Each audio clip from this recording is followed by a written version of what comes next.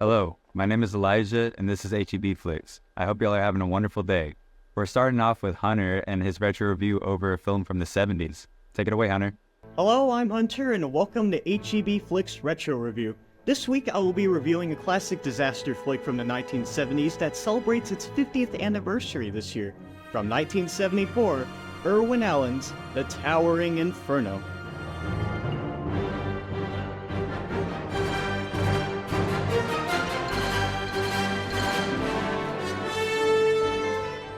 This blast from the past is about the world's tallest building catching fire and the attempt to rescue everybody from the top floor.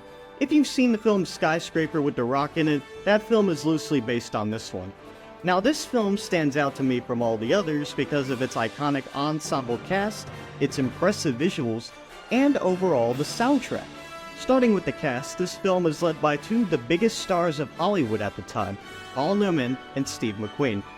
You might recognize Newman as the voice of Doc Hudson from Disney Pixar's Cars, but even for the 1970s, this was pretty late in his career.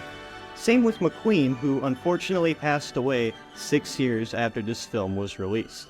On the other hand, the supporting cast consists of William Holden, Faye Dunaway, Fred Astaire, who sadly doesn't do a dance routine in this movie, and O.J. Simpson before his infamous murder trial. The effects used to simulate the burning tower were pretty impressive for its time. A large-scale model of the fictional building was constructed and burned to achieve this effect.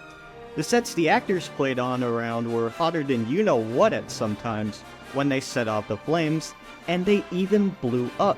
I found some of these effects to be a bit cheesy, but it sets somewhat a realistic scenario for whatever they stored in this massive building, because half of these explosions were from either gas lines or flammable decor. I do love the shots of San Francisco at some points in the film, as it is set at night, but alongside that I do have a small fear of heights, and found myself gripping the edge of my seat at some points during the film. What I don't like about this movie is its excruciatingly long runtime, as it takes almost 40 minutes for this film to tower its inferno. But this runtime does give the audience a somewhat real-time perspective of how an event like this could play out so slowly, as later on, we have seen something like this happen in real life.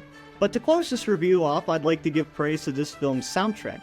The Towering Inferno score was written by legendary film composer John Williams, who has written themes for Star Wars, E.T., Jurassic Park, and Jaws. This was one of his earlier movies that he worked on. The theme he composed for it has a heroic tone to it to fit its towering situation and its flaming hot cast. Sorry, not sorry. Overall, The Towering Inferno is a classic movie for those who love action and iconic stars, and is currently free to watch on YouTube if you want to go check it out later. I give it an 8 out of 10. But anyways, this concludes this week's retro movie review. Back to you. Thank you for that review, Hunter. I'll give the movie a watch this weekend. This has been HEB Flicks. I'm Elijah, and back to the game.